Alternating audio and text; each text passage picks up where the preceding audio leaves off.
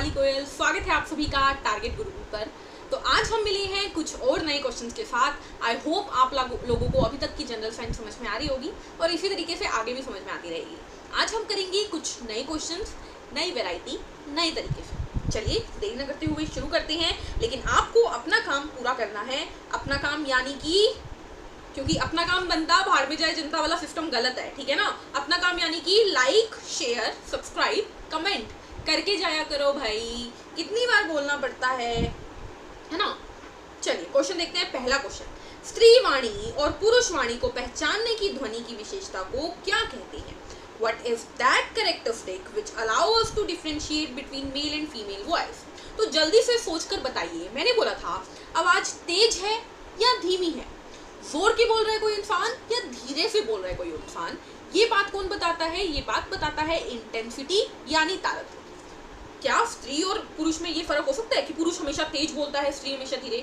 नहीं। कईयों की तो मम्मियाँ तेज बोलती है, कईयों के पापा तेज बोलते हैं, कईयों के भाई तेज बोलते हैं, कईयों की बहन तेज की बोलती है, कईयों के दादाजी तेज बोलते हैं, कईयों की दादी तेज बोलती है। तो यानी कि जेंडर पे निर्भर नहीं करता तेज या धीरे बोलना। यानी कि इंटेंसिटी तो हो नहीं सकता। गुम कर दो, इंटेंसिटी ऑप्शन में है ही नहीं भाई। फिर मैंने बोला था कई लोगों की आवाज होती है भारी और कईयों की पतली, है ना। तो आवाज का मोटा या पतला होना किस पर निर्भर करता है? पिच यानी किस पर? पिच यानी स्वर यानी तारतम्य पर। सही बात है बिल्कुल। इंटेंसिटी यानी तीव्रता पर तेज, या मैंने शायद पहले तारतम्य बोल दिया इंटेंसिटी को, है ना। इंटेंसिटी यानी तीव्रता क्या होती है स्टूडेंट? उससे आवाज तेज या धीमी पता लगती है, लेकिन पतली या मोटी पता लगती है पिच यानी तारतम्य से। और पिच जो होती है वो ह्यूमंस में मेल की अलग होती है, फीमेल की अलग होती है, ठीक है। इसलिए आदमियों की आवाज भारी होती है, महिलाओं की आवाज पतली होती है। तो आंसर आएगा पिच से हम पहचानते हैं कि किसी की आवाज पतली है या मोटी। पिच, ठीक है। अगला क्वेश्चन, पिच। मानव में मुख्य नाइट्रोजन अपशिष्ट क्या है? यानी कि हमारी बॉडी से मेन नाइट्रोजन वाला वेस्ट क्या निकलता है? तो याद रखिएगा हमारी बॉडी से निकलता है यूरिया।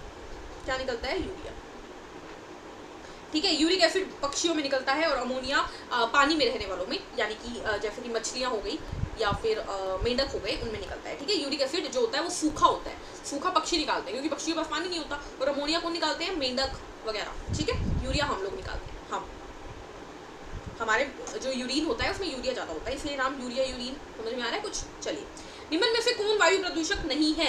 यानी कि which of the following is not a air pollutant. मैंने 2 क्वेश्चन करवा दिए क्या? हाँ, एयर पोल्यूटेंट कौन नहीं है, यानी कि जो हमारी हवा को खराब नहीं करता, यानी कि कौन? देख लेते हैं। चलिए, ऑप्शन है सल्फर डाइऑक्साइड यानी SO2, कार्बन डाइऑक्साइड यानी CO2, नाइट्रस ऑक्साइड यानी N2O और हाइड्रोकार्बन यानी कार्बन और हाइड्रोजन का कोई भी। तो एयर पोल्यूटेंट कौन नहीं है? देखा जाए तो स्टूडेंट चारों ही है, लेकिन आंसर आएगा nitrous oxide. Nitrous oxide, sorry, ये नाइट्रस ऑक्साइड N2O नहीं, NO3 है। नहीं, आंसर आएगा नाइट्रस ऑक्साइड यानी ऑप्शन सी N2O। क्यों स्टूडेंट? देखो, सल्फर डाइऑक्साइड जो होती है या सल्फर डाइऑक्साइड यानी SO2 जो होती है, ये पानी के साथ मिलती है, सल्फ्यूरिक एसिड बनाती है, जिससे कि एसिड रेन यानी अम्ल वर्षा होती है, ठीक है। हमारे लिए हानिकारक है। और दूसरी बात, मैंने आपको याद हो तो बताया था, अश्रु गैस जो हमारी आंखों को जलन देती है ना, उसमें सल्फर डाइऑक्साइड होती है, बताया था ना। चलिए, दूसरा कार्बन डाइऑक्साइड। कार्बन डाइऑक्साइड भी हानिकारक है। अगर आप किसी कमरे में अंगीठी जला के बैठ जाओ, कमरा बंद कर दो, अगर बहुत देर तक आप अंगीठी के कमरे में बैठे रहे ना, तो कार्बन डाइऑक्साइड की वजह से इंसान मर भी सकता है। पीपल के पेड़ के नीचे सोने से ना लोग मर जाते हैं, क्योंकि पीपल के पेड़ पे डायन होती है। सुनिए ये बात, मैं बताती हूँ उसकी सच्चाई। पीपल का पेड़ कितना होता है? बहुत घना होता है, यानी कि बहुत सारी पत्तियां, यानी कि बहुत सारी कार्बन डाइऑक्साइड। और इतनी सारी कार्बन डाइऑक्साइड में कोई बंदा बैठेगा तो बेचारा दम घुट के वो मरेगा ही ना। तो इसका आंसर क्या जाएगा? Carbon dioxide. क्या जाएगा? कार्बन डाइऑक्साइड भी पोल्यूटेंट है। हाइड्रोकार्बन क्या होती है? मीथेन हो गई, ठीक है, पोल्यूटेंट है। Just a second student, clear है? तो चलिए, तो इसका आंसर होगा नाइट्रस ऑक्साइड, क्योंकि लाफिंग गैस होती है N2O। N2O क्या होती है? Laughing gas. तो इसको हम पोल्यूशन नहीं मान सकते, ठीक है, हमारे लिए पोल्यूशन नहीं है ये, ठीक है। लेकिन सल्फर डाइऑक्साइड, कार्बन डाइऑक्साइड या हाइड्रोकार्बन ये हमारे लिए हानिकारक है, ठीक है। चलिए अगले क्वेश्चन को देखते हैं। आरबीसी का कब्रिस्तान किसे कहा जाता है? Graveyard of RBC. आरबीसी का कब्रिस्तान का मतलब क्या होता है भाई? हमारी आम भाषा में कब्रिस्तान क्या होता है? कोई मुझे बताएगा? कब्रिस्तान जहाँ पे डेड बॉडी रखी जाती है। तो आरबीसी का कब्रिस्तान मतलब जहाँ पर आरबीसी जब मर जाएगी तो उसकी बॉडी रखी जाती है, तो वो होता है स्प्लीन यानी कि प्लीहा। हमारी बॉडी के अंदर एक ऑर्गन होती है जिसे बोलते हैं स्प्लीन, इसी को कहते हैं आरबीसी का ग्रेवयार्ड यानी कब्रिस्तान। यहीं पर जाके आरबीसी मरती है। क्लियर? अगला क्वेश्चन, मानव शरीर में रक्त संचरण की खोज किसने की? Who discovered the blood circulatory system in human body? पहली बार किसने बताया कि हमारा दिल जो है वो पूरी बॉडी को रक्त देता है? तो विलियम हार्वे नाम के साइंटिस्ट ने बताया। किसने बताया?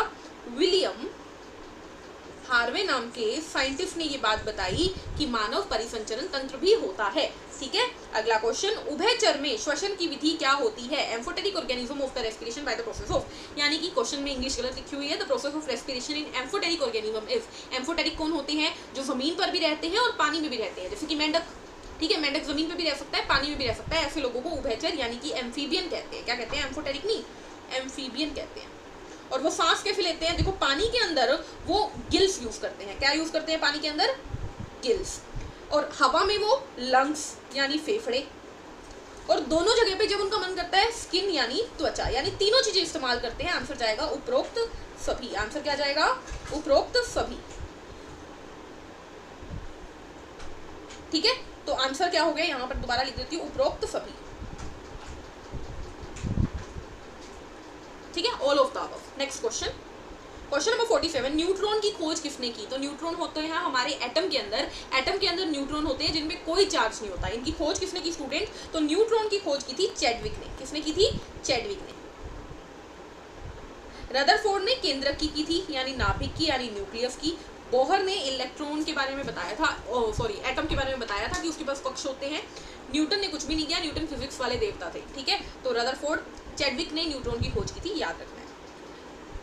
टेंड्रिल्स आर सेंसिटिव टू, प्रतान किससे संवेदनशील है? टेंड्रिल्स किससे संवेदनशील होते हैं स्टूडेंट? टच से। टेंड्रिल्स क्या होती हैं? आपने देखा होगा पौधों में से, जैसे कि ये फ्लावर है, मान लीजिए ये डंडी है, तो यहाँ से ना कुछ इस तरीके से एक चीज निकलती है, उसे जब टच करते हैं ना तो वो हिल जाती है। तो टेंड्रिल किससे सेंसिटिव होती है? टच से। जब हम उसे छुएंगे तो वो उसके चारों तरफ, आपने देखा है काफी सारी चीजें ना, काफी सारे पत्ते जो होते हैं वो ऐसे पेड़ों के चारों तरफ घूमते हैं, उन्हें टेंड्रिल बोलते हैं। क्यों? क्योंकि वो जैसे ही उन्हें छुआ, कोई छूता है यानी लकड़ी छू रही है तो उसके चारों तरफ रिंग जाते हैं, फिर छूती है चारों तरफ रिंग जाते हैं। तो टेंड्रिल हमारे टच से सेंसिटिव होते हैं।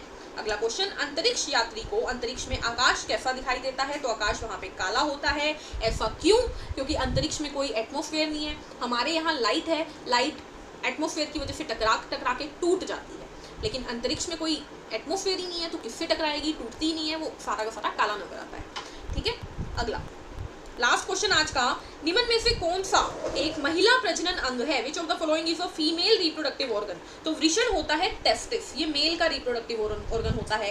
अंडाशय होता है ओवरी, जहां पर फीमेल का एग बनता है, तो आंसर जाएगा ऑप्शन बी ओवरी। अग्नाशय होता है पेनक्रियाज, ये मेल और फीमेल दोनों में पाया जाता है। ठीक है, ये डाइजेशन में काम आता है और इसी से इंसुलिन निकलता है। गुर्दे होती है किडनी, ये भी आप जानते हो, मेल फीमेल सभी के अंदर बॉडी में यूरिन तो बनता ही है ना, तो दोनों में पाया जाता है। तो आंसर जाएगा ओवरी यानी अंडाशय। इस तरीके से फीमेल का रिप्रोडक्टिव सिस्टम होता है।